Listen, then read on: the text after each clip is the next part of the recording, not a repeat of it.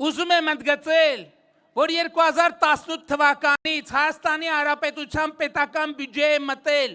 6.6 միլիարդ լրացուցիչ դոլար, որ երբեք առանց հեղափոխության այդ գումարները բյուջե չէր մտնի։ Եվ ահա շատ է խոսվում են մասին, բա ինչու ուր եղան թալանչիների գումարները 6.6 միլիարդ դոլար լրացուցիչ գումար 2018 թվականին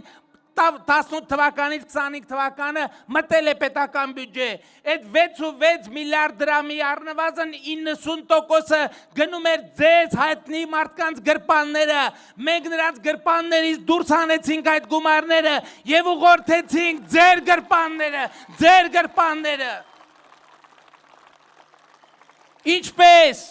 Ինչպես կոնկրետ, հիմա ես ասեմ ինչպես։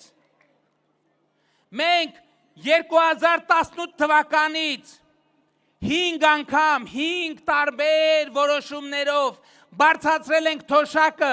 եւ այսօր Հայաստանի պատմության մեջ առաջին անգամ միջին կենսաթոշակը բարձր է սպառողական զամբյուղից նման բան նախկինում չի եղել։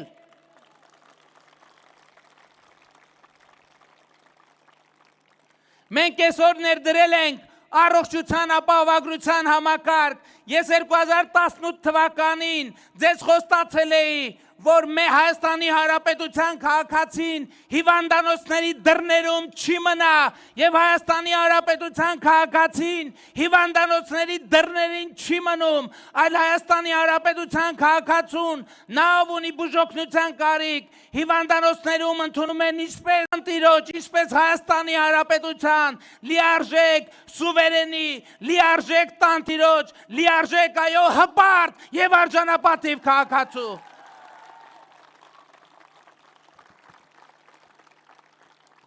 65 պլյուս տարիքի թոշակառուների մասին եւ մինչեւ 18 տարեկան երեխաների մասին է խոսքը։ Բայց այլի եմ ասում մեր ընտրությունների համար։ Մենք երբեք ոչ մի բան չենք արել ընտրությունների համար։ Մենք ինչ անում ենք մարդկանց համար, որովհետև 65 պլյուս տարեկան յուրաքանչյուր տղամարդու ես վերաբերվում եմ այնպես, ինչպես վերաբերվում եմ իմ հորը։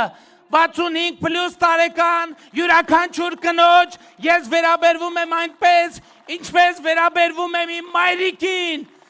Ես մինչև 18 տարեկան յուրաքանչյուր երեխայի վերաբերվում եմ այնպես, ինչպես իմ երեխաներին։ Եվ ես ասելու կարիք չունեմ նույնիսկ, որովհետև այս ընթացքում մարզային մեր հանդիպումները, Երևանում մեր հանդիպումները ցույց են տալիս, որ մեր տատիկ պապիկները, մեր երեխաները դա տեսնում եւ զգում են, եւ ես շնորհակալ եմ։